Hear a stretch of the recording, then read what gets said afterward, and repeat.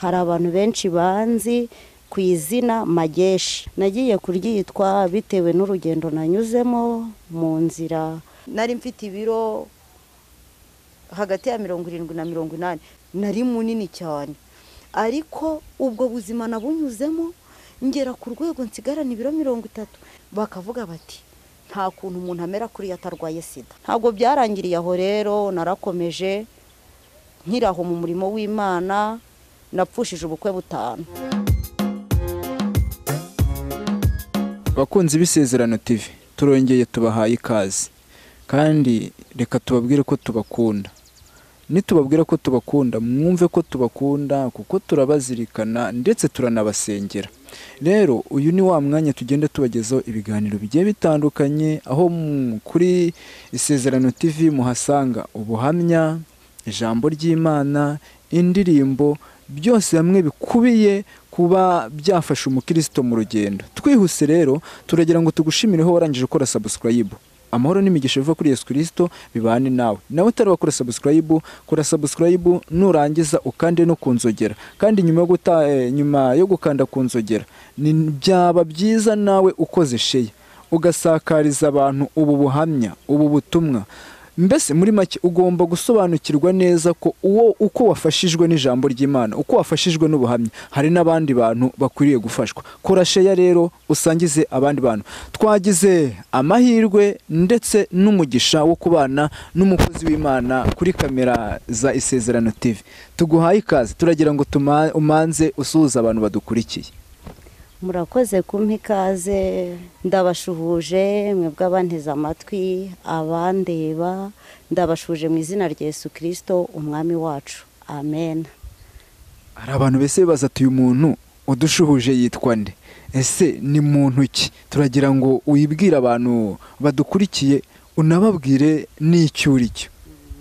Murakoze, amazina yanjye nitwa Nishimwe Valerie, ndi umukobwa, mvuka mu karere ka Kamonyi mu ntara y'Amajyepfo, mu murenge wa Ngamba, mu mudugudu wa Kaje Vuba. Ndi umukristo w'itorero ADPR.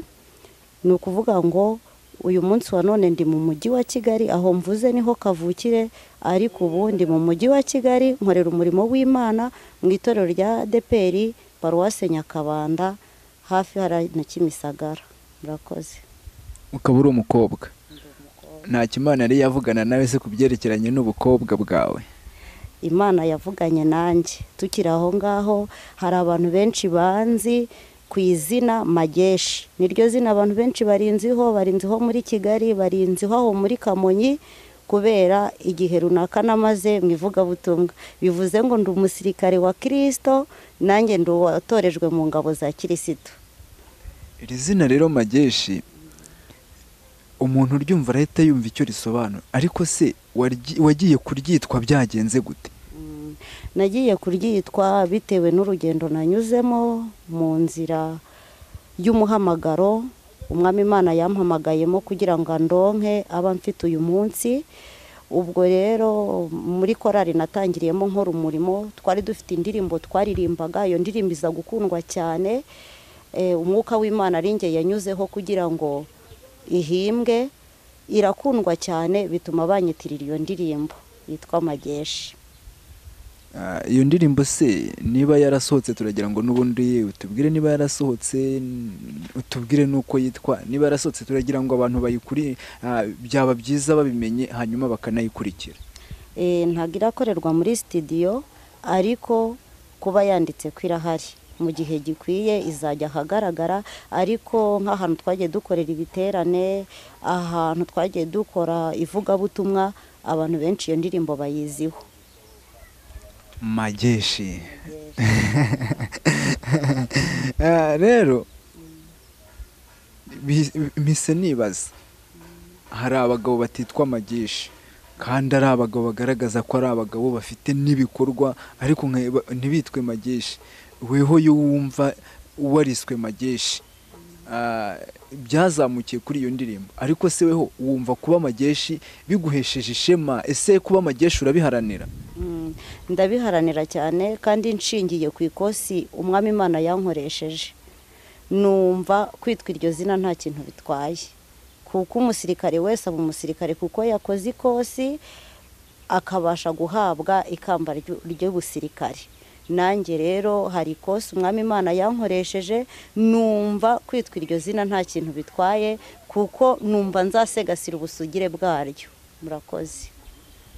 Bivuze ngo nta witwa kapiteni atarambara iryo peti. Impamvu nawe witwa Mageshi nuko Imana yakunyujije mu bikomeye bituma n'ubundi iryo zina urihabwa. Twihuse turagira ngo utubwire, watubwiye kuri umukobwa, ese uri umuvugabutumwa, uri umuririmbyi? Kuko hari abantu bakubonye wicaye hano ahangaha bahita bibaza uyu muntu ni muntu ki, noneho bumvishe yuko izina rye ryazamukiye ku ndirimbo bahita bagira ngo wenda uri umuririmbyi. Turagira ngo utubwire, uri umuvugabutumwa, ese uyu munsi urashaka kudusangiza iki? Murakoze. Ndi umuvugabutumwa ndetse ndi n'umuririmbyi, ariko uyu munsi ndumva nabasangiza ku buhamya ndetse no ku ijambo ry'Imana, ariko cyane cyane ijambo ry'Imana rikaba rigufi, ahubwo ubuhamya cyane, kuko abantu b'iki gihe hari ukuntu baba bakeneye gukomezwa, ariko nge ndumva nabakomeresha ubuhamya kuko ndabufite. Tuguhaye ikaze rero, ngaho tubwire ubuhamya bwawe bumeze gute? Yego murakoze. Mfite ubuhamya buri mu bice bitatu. Igice cya mbere ni uburyo umwami Imana yampamagayemo. Ikindi gice kizamo ni icy'ibyo nahuriye nabyo mu muhamagaro. Ni ukuvuga ngo ikindi gice cya gatatu ni ugukomeza abantu numva nabaremamo ibyiringiro kuko ndabifite. Nkitangira hafi aho ngaho rero uburyo umwami Imana yampamagayemo, nababwiye ko nakijijwe mfite imyaka 6 mu muryango udakijijwe, mu muryango udasenga. Papa yakoraga ibintu by'ubucuruzi bw'inzoga cyane, arazwi kuri uwo mwuga, ariko aza gupfa nari mfite imyaka 6. Ndavuga ngo papa yampaga inzoga nkayinywa cyane nkayihaga. Kubw'izo mpamvu nta muntu uzansuzugurira ku nzoga. Uwo munsi iwacu bari bahishije inzoga, nayikundaga cyane ishyushye. Noneho hari ku cyumweru, ndavuga ngewe nta by'inzoga, ubu nakijijwe. Basaza banjye baravuga ati koko ubu Kanyota yakizwa gute?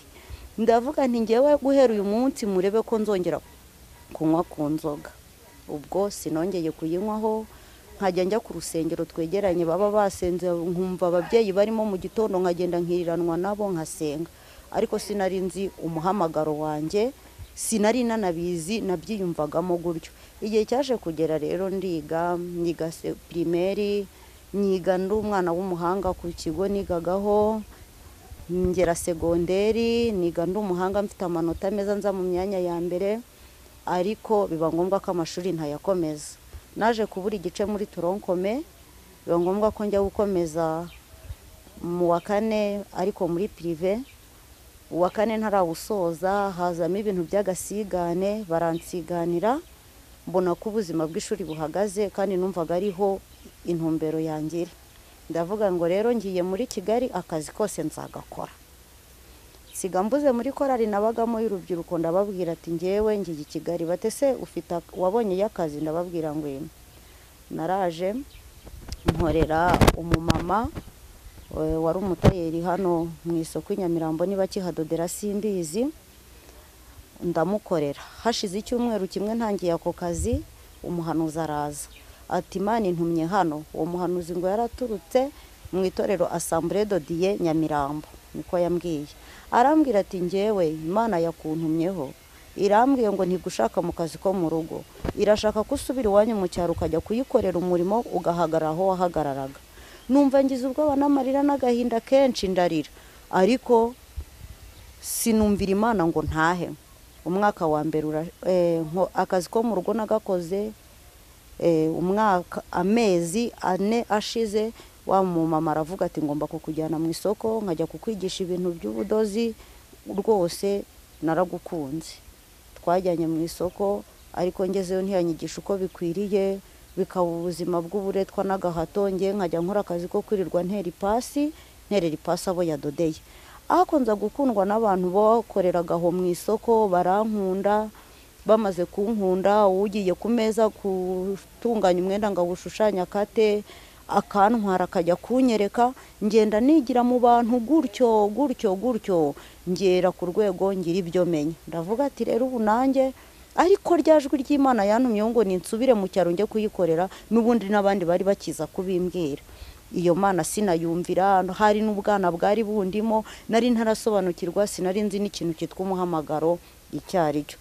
Igihe cyaje kugera rero ndavuga ni kudoda ndabimenye, reka nshake akandi kazi nanone ko mu rugo nkorera amafaranga, noneho nigurira imashini, nshaka iseta, nanjye nkore niteze imbere.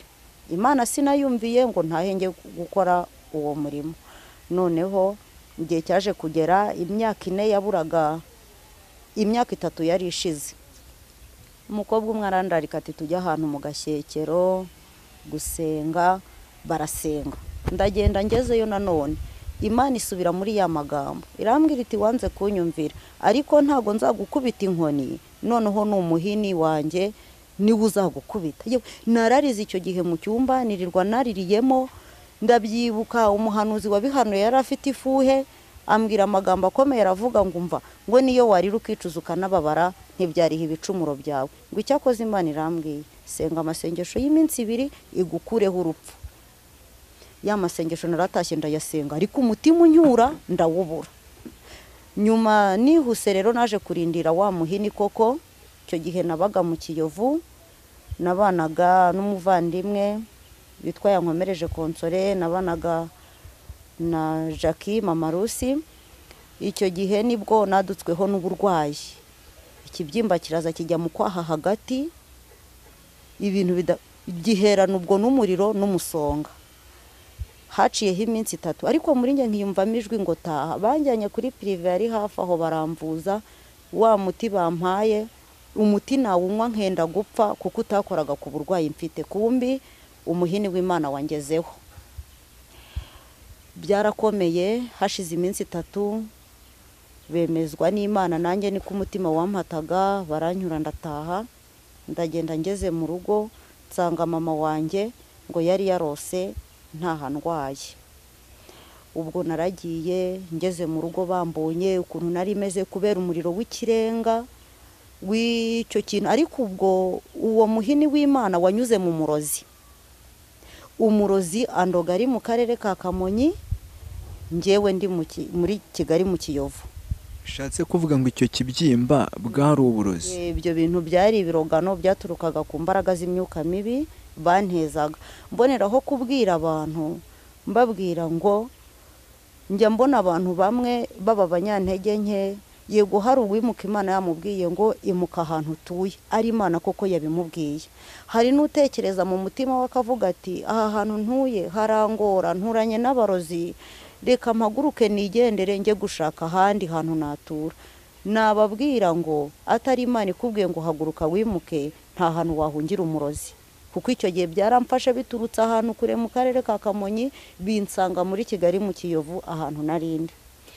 Ubwo naje gutaha nyine ndagenda, umubiri wari waramaze, uruhu rwaragiraga gutya rugahita rushishuka, nta mavuta yamfataga, nari meze nabi. Ngeze mu rugo bati ubu n'uburozi. Nkandagiye iwacu, wa murozi amenya ko mpageze, yari n'umuturanyi, amenya ko byamfashe koko nahageze. Yansuraga kenshi, habe mu gitondo buri saha, aza kureba uko yahinduraga yongeramo ibindi, we yazaga kureba uko bimfashe, uko biri kungira ako kanya. Ndaburwara, bashaka abavuzi.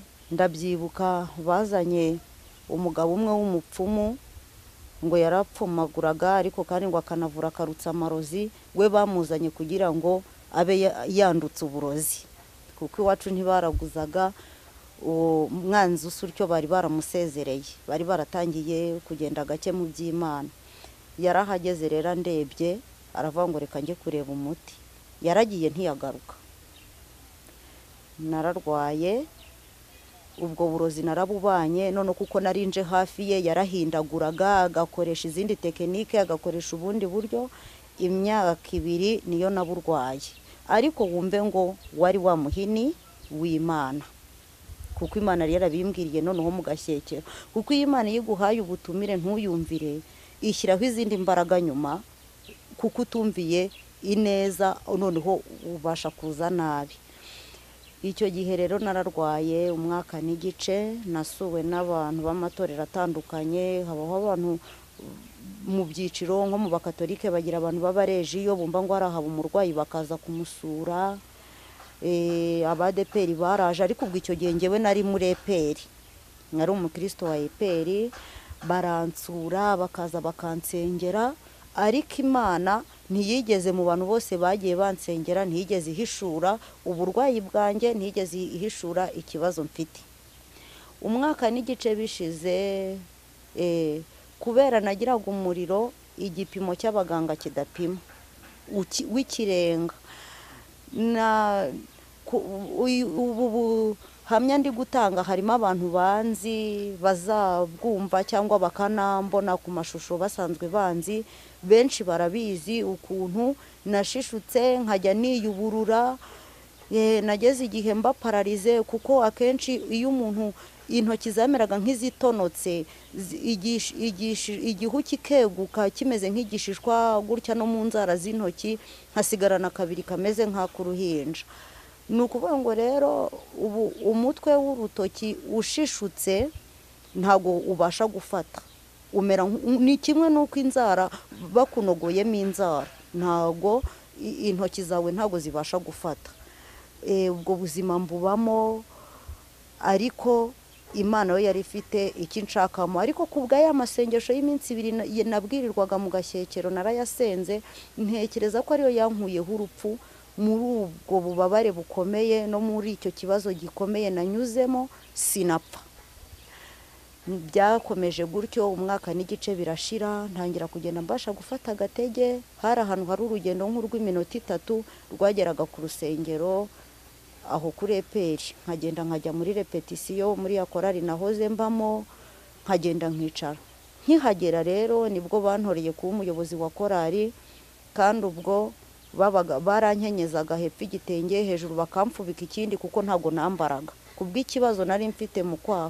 Ubwo cya kibyimba cyaje kumeneka, ariko wa mwobo nkumarana nk'amezi 6, habamo umwobo barebagamo, bawurebamo bakabona mu ibere, umwobo nk'ufite. Abaganga baragerageje, wa mwobo ntibawuvura. Ubwo noneho basigaye mama n'abavandimwe basigaye bamvuza wa mwobo, ariko umwobo ntiwakira. Amezi 6 ararenga, nshima Yesu, aho habashaga kuvamo kanseri ikomeye cyane, ariko nabonye ukuboko kw'Imana, kuko n'ubundi yari yaravuganye nanjye irambwira ngo ninsenge hakurweho urupfu. Ariko kandi nkagaruka mbwira abantu banteze amatwi, mbabwira ngo iyi Imana igigushaka ntikubura, yo ubwayo igira imbaraga nyinshi, ikagira n'inzira igushakiramo ikakubona. Ubwo rero umwaka n'igice bishize, umwaka n'igice wari utarashira, hari nk'umwaka wari ushize, nibwo naje kujya ndatsindagira, nemaze kugenda mfata agatege gake gake ngera ku rusengero, nsanga habaye amatora ya korari bashaka komite nshyashya. Mpageze batanga abakandida, baba bantanzemo, ndababwira rwose nta byiringiro byo kubaho mfite, mubona ko nta mbaraga mfite, nubwo ngarukira aha hafi kuri shapere, ariko ntago ngira imbaraga zanjye za kuri paruwasi. Mwihangane mutora abantu babishoboye, ngewe mfite ikibazo cy'uburwayi. Hahita haba imyigaragambyo mu baririmbyi, sinzi ukuntu byagenze, bati niba utemeye ko tugutanga mu bakandida, ndetse niba ngombwa ko unatorwa ntiwemere gutorwa, uko byagenda kose wenda tuzabeho turi korari itagira ubuyobozi, ariko icyo dushaka nuko wemera ukajya mu bakandida. Narabyemeye. Amajwi yose y'abandi bakandida biyamamaje bose bagize 0, aba ari nge gutorwa. Ndatorwa nta mbaraga ngira, ndi umuntu ufite ibiro bikeya. Ubwo icyo gihe ibyo byambayeho, nari umukobwa munini muremure, nari mfite ibiro hagati ya 70 na 80, ubundi 80 nendaga kuyigeramo, nari munini cyane. ariko ubwo buzima nabunyuzemo ngera ku rwego nsigarana ibiro 30. Reba ibiro 30 by'umuntu mukuru. Noneho abantu bakavuga amagambo atandukanye, bakavuga bati nta kuntu umuntu amera kuri yatarwaye sida. Buriya ni sida yamugize kuriya, ubundi siriya ndwara kwa muganga batashoboye, buriya ni sida arwaye. Ariko ubwo iyo korari naje kwemera bati uzatuyobora mu ntege nkeya ufite, abakungirije bazajya bakora aho wowe utabasha kugera, ariko twibwe turashaka yuko tubera perezida. Naho ni wa muhamagaro wanjye utangiye. Korari narayiyoboye barananiza. Ubwo nari ntangiye urugendo rukomeye, mfite ikibazo cy'uburwayi, ariko noneho ngiye no kwiga ishuri ry'ibigeragezo kubw'umuhamagaro. Korari narayiyoboye, barambwira bati uzatugeza kuki?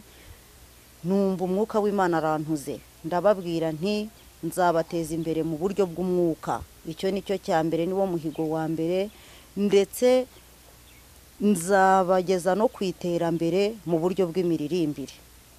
Aho twari turi mu cyaro rero nta yindi miririmbire uretse kuririmba bisanzwe, ariko Imana yankoresheje iby'ubutwari. Aho kuri paruwase ya Karangara twakoreraga, ni twebwe nubwo twari korari y'urubyiruko tubona duciriritse, ni twebwe twaririmbiye kuri diskete bwa mbere. Imana yankoresheje iby'ubutwari, turirimbira kuri diskete. Ayandi makorari yitwa ko ari makuru, bose bahumutse, ari twebwe tubakanguye ku bijyanye n'imiririmbire. Korari narayiyoboye, ngirirwa ubuntu irakundwa, twagiye tuza kuririmba mu biterane, mu Gatenga, mu matorero atandukanye. Aho mbona umuhamagaro w'Imana ko wari utangiye. Twihuse turagira ngo utunyuriremo muri makeya. Icyo tumaze kumenya, witabye kubera umuhini. Imana yaguhamagaje ijwi ryayo wanga kumva, iguhamagaza abahanuzi wanga kumva, iguhamagaza mbese muri make yagukuruje neza wanga kumva. Uza witabishijwe n'umuhini wo kurogwa, urwara hafi imyaka 2 urwaye ikibyimba. Wari utugereye aha hantu, wari urimo uvuga uti umuhamagaro nkimara kugeramo nahuriyemo n'intambara. Turagira ngo utangira udusanishirize izo ntambara ahuriye nazo mu murimo, ni intambara zimeze zite? Murakoze. Ubwo nihuse ntabwo byabaye ikibyimba gusa, kuko uwo mutekinisiye wantekenikaga gutyo yahindaguraga icyo ashatse, icyo yabonaga cyambera yaza kunde bakabona ni modeli imbereye, nibwo buryo yahinduragamo. Ubwo ibibyimba ibyo byavuyeho, ageze ubwa nteza ngo abona ngo umubiri narwaranye nk'ubufite wose, anteza ibintu biranyunyura, ndagenda ndumagara. Nibwo nageze ku biro 30. Ariko ubwo mu muhamagaro ngezemo nahuye n'ibikomeye. Ndibuka igihe kimwe umudiyakoni aho muri eperi habamo abadiyakoni n'abakuru b'itorero. Umukuru w'itorero umwe yaje kutugambanira, atugambanira ari ngewe nyirizina yaragendere, kuko ninge wayoboraga korari. Cyo gihe twe dufite kondisiyo y'Imana itubwira ngo saa 12 tujye tuba twageze mu rusengero iyo twabaga twasenze. Ariko ubwo twihuse igihe kinini muri iyo myaka 2 narwayemo, Imana yampungije mu rugo iwacu, injyana akenshi nararaga mu rusengero, ko yarambwiraga ukugenza nijoro arari wanyu, none wowe ujye urara mu nzu yanjye niho hari ubuhungiro. Ngiye nkibera mu rusengero, nkararamo, nkamaramo 2 3, igihe cyazagera ngombwa ikampa uburenganzira nkataha nkasubira mu rugo. Noneho nibwo twari twasenze igihe kimwe, nza gusohoka ngiye hanze, hari saa 4 z'ijoro, urusengero rwari hagati mu ngo. Ubwo nimbivuga abantu babyumva banananzi bazabimenya, rwari hagati mu ngo aho hantu hitwa Imunoga. Nibwo nasohotse, naho twagambaniwe. Umusore umwe twaririmbanaga muri korari, tujya tubana mu masengesho, ubwo naramuyoboraga muri korari. Yaraye hanze y'urusengero gutya ku nguni, hari saa 4 z'ijoro, hari mu gihe cy'ukwezi gucanye. Nibwo nasohotse, maze gusohoka nkikandagira ku muryango kuri esikariye ihari, ntaruruka ku kabiri, we yaturutse ku nguni y'umuryango mureba, yari afite inyundo bahondesha amabuye. Njya numva abantu bakora ibintu by'ubwubatsi barabyumva cyane, iyo nyundo yitwa kinubi, igira ibiro byinshi.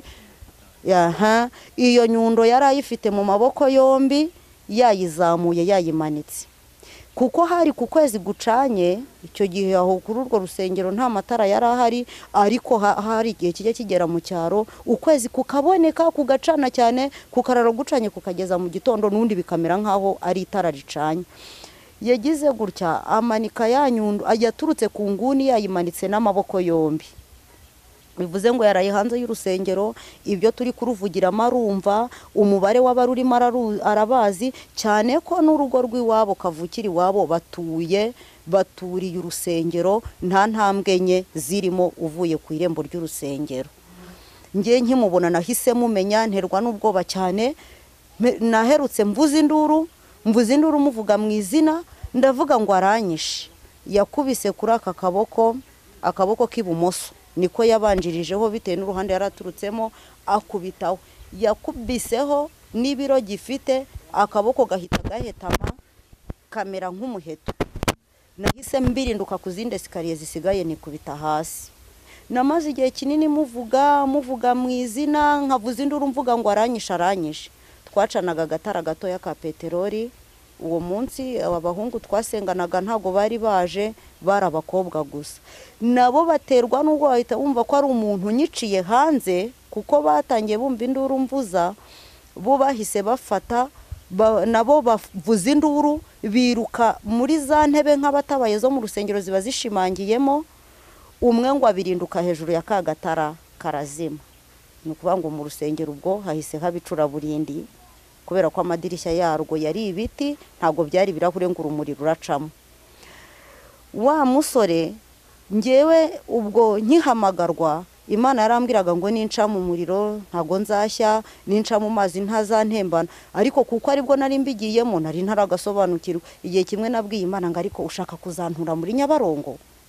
Kuhora umbwira ngo ninca mu mazi ntazantembana, ushaka kuzantura muri Nyabarongo? Ntuzambabare ntuzanture muri Nyabarongo. Ngiye mu byiyumviro byanjye nuko nabyumvaga, ariko umuriro yavugaga n'amazi ni ibikomeye nk'ibyo. Ubwo yarankubise, ariko nkamukwepera hasi, mvuze induru mvuga. Nagiye kumva numva ijwi rivugiye muri nge, rirambwira ngo nishimwe, ceceka, ntiwongere kuvuga, ceceka. Kuko nahise mera, mfunga umwuka, ndaceceka. Yakubise kabiri, wagakubita ku butaka, kubera nari nahirimye aho hasi. Iyi Mana iteye ubwoba. Agakubita ku butaka, akagira ngo n'umubiri wanjye yacocaguye. Yagize gutya, aterura cya kinyundo n'amaboko yombi agishyira ku rutugu. Ndamureba, ariko ijwi ryaje muri ngera, ceceka, ntiwongere kuvuga. Sinongeye kuvuga, ndaceceka. Yahise afata cya kinyundo agenda azikwanyishe. Aratambuka aragenda, ndamureba n'amaso yanjye, arakomeza aragenda, afata icyerekezo kimujyana iwabo.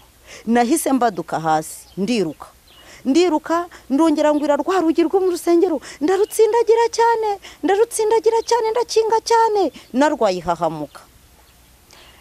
Iryo joro mu nduru yose twavugije, nta muntu wo kudutabara twigeze tubona, kandi ingo zituriye urusengero harimo abadiyakoni. Ariko ngo ibyo bintu bari babigambanye, babiziranyeho.